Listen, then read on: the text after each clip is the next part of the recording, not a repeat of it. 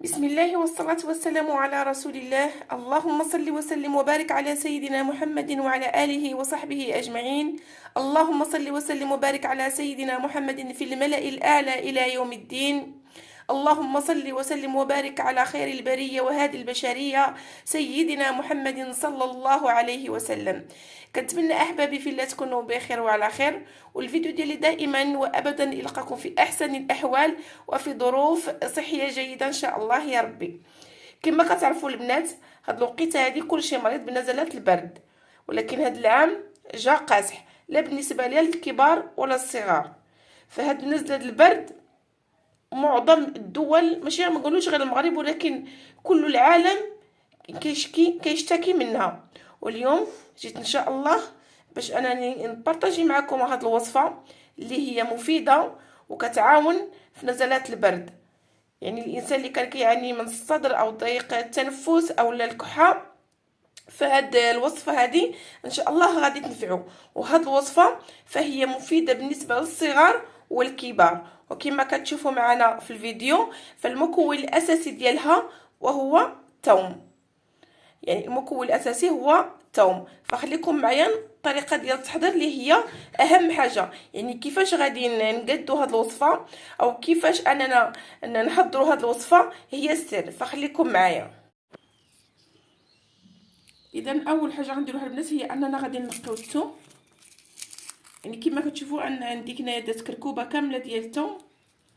فالبنات ما غاديش نقيها بالموس اللي غندير، وهي مثلا غنجيب هذه، لان الا قطعت بالموس داك الجهد ديال الثومه كيمشي بحال هكا، وغنقيها غير بيديا.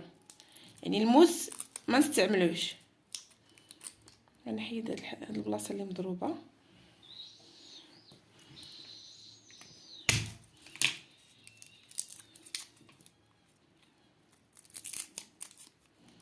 نقيوها البنات غير بيديكم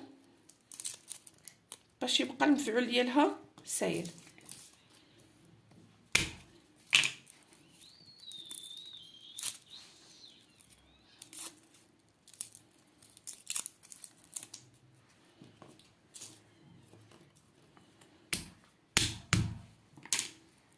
فغير جربوا البنات هاد الوصفه هذه، راه مفيده وغادي تنفعكم بزاف. كما قلت لكم هاد الوقيته هذه كلشي مريض، كلشي كيعاني من هاد النزله ديال البرد اللي هاد العام جات قويه. فالله يغيثنا بالشتا، الله يرحمنا بالشتا.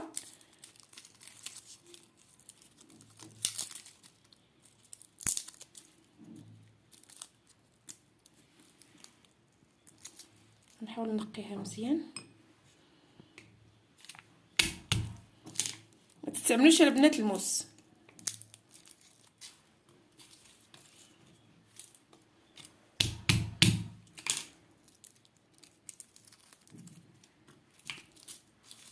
بس عندي وحيده هنايا.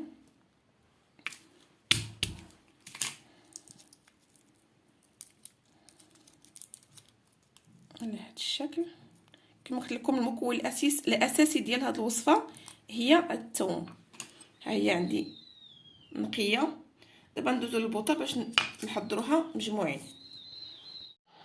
المهم البنات، هنا انا درت هذه المقله هذه. استعملوا شي حاجه اللي ما كتستعملوها دائما في المطبخ، يعني خليوها مثلا غير بحال هاد الاغراض هادو. انا هذه المقله عندي قديمه، داكشي باش استعملتها. غندير واحد الكميه ديال الزيت اللي لا باس بها، يعني مثلا ربع كاس ديال الزيت العاديه، يعني الزيت ديال الطياب بهذا الشكل. وغادي نضيف هاد الثومه ديالي على هاد الزيت. غنخليها الثومه بحال غتقلى، بحال غنقليو الفريت غنقليو هاد الثومه هادي. ولكن المهم بقاو معايا باش تفهموا شنو غنقول لكم. كما كتشوفوا البنات حتى تبدا كتقلى، نبقاو نمسوها بحال هكا.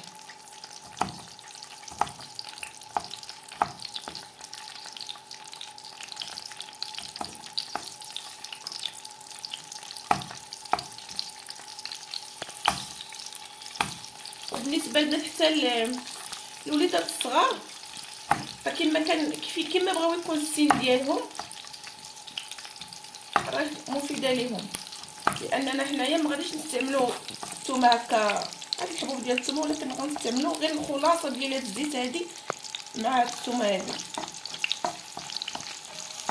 يعني هي كتقلى، حنا كنحاولوا اننا نمعسوها على هاد الشكل. والله الفيديو شارح نفسه،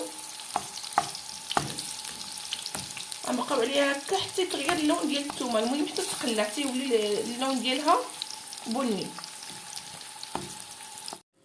اذا البنات كما شفتوا ديك الثومه ديالي فاش خليتها في الزيت هي رجعت على هذا الشكل.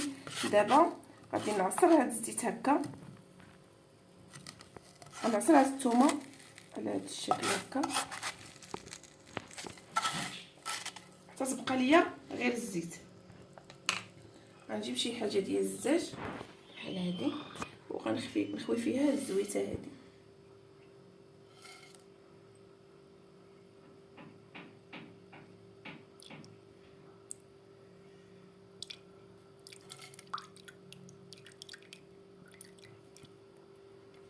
بهذا الشكل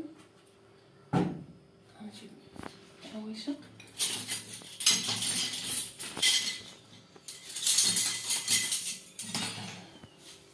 اذا كما كتشوفوا هاد الزيت هادي هي اللي غنستعملو. ما تديش على هاد الثلاثه ديال الثومه اللي كاين هنا، ولكن هذه راه دقه بطله البنات، راها مفيده لواحد الدرجه ما كتصورش النزلات ديال البرد. استعملوها، خذوا مثلا عويشق بحال هكا قبل ما تنعسوا. وكما قلت لكم بالنسبه للدراري الصغار لا للكبار فهي مفيده جدا. يعني معلقه هكايا قبل النعاس، غير ما تشربوش موراها الماء البنات، فهي مفيده كما قلت لكم. يعني هاد الزيت هادي راه مفيده وفيها واحد الريحه قويه ديال الثومه. بالنسبه للدراري الصغار الا شربوها وحيت لهم ليكوش في الصباح كتلقاو في ليكوش ريحه ديال الثومه مجهده. يعني هاد الثومه هاد الزويته هادي راه غنيه بفوائد كامله ديال الثومه، فاستعملوها البنات، تستعملوها راه غادي تلقاو عليها. كنتمنى البنات لي الفيديو ديالي ينال الاعجاب ديالكم، وكما العاده الى عجبكم الفيديو ما تنساونيش من اللايك والاشتراك في القناه وتفعيل زر الجرس باش يوصلكم ان شاء الله كل جديد. وكنتمنى الشفاء للجميع، واستودعكم الله الذي لا تضيع ودائعه. فيديو قادم ان شاء الله ان كان في العمر بقيه. والسلام عليكم ورحمه الله تعالى وبركاته.